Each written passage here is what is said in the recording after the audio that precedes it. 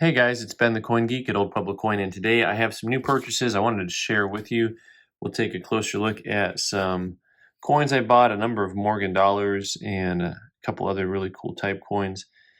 This is an 1889 O Morgan dollar, uncirculated condition. For those of you who don't know Morgans, there are some dates in there with New Orleans Mint that are actually really hard to get uncirculated. An MS60 on this coin is a couple $100, and then it jumps a little bit. MS63 is about a $300 coin. You may or may not recognize this coin grading company. This is called ICG.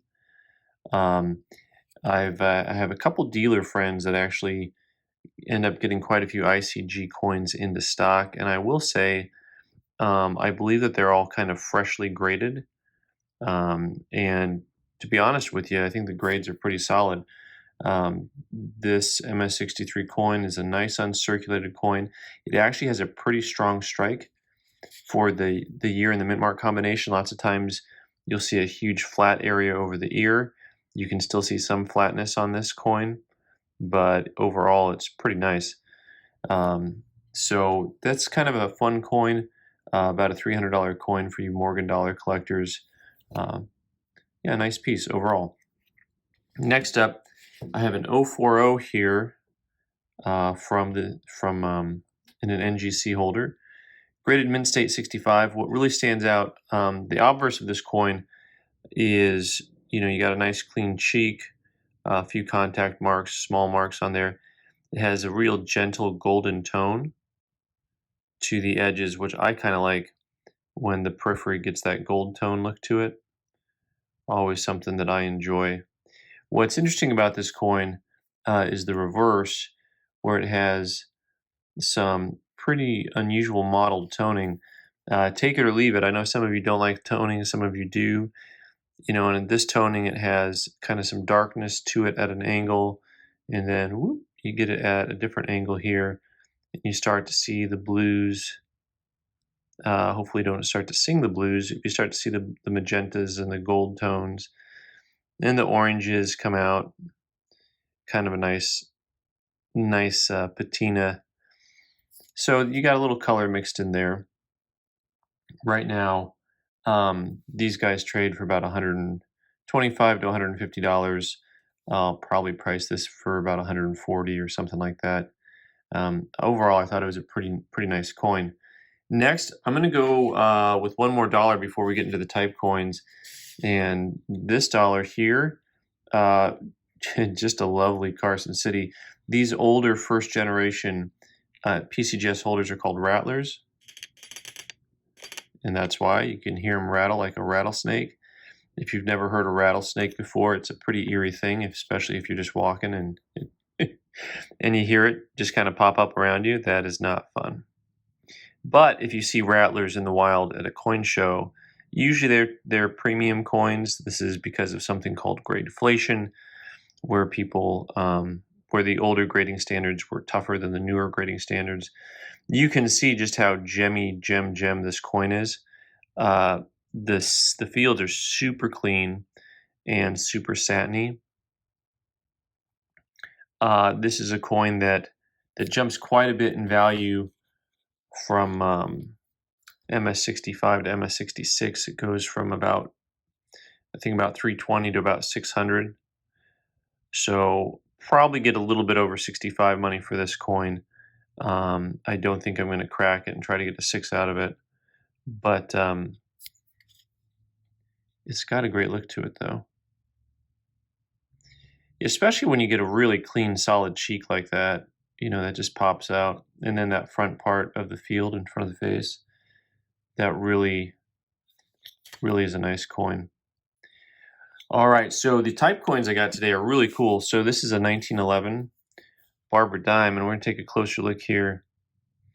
Has a lot of toning to it, and you'll see that real strong strike and the reflectivity. But look at how sharp the denticles are. The denticles are the little dots that go around the rim, and you'll see that feature on both sides of this coin. and that reflectivity is no coincidence.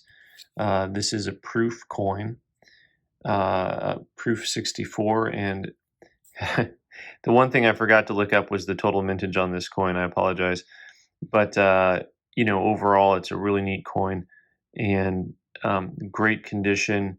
The cheek is really clean. The holder is unfortunately just a little dirty. You see, dirt pops up when I'm trying to film this, but overall, really nice quality, good eye appeal. A lot of these proof coins have a toning to it like this coin does, but overall, when you get it in the light, it's a real nice looking coin. You still have enough contrast from the fields to the devices to show, you know, that the coin shows really well. This guy, I think, is about. I think I'm going to have this priced at about $550, and really a pretty coin.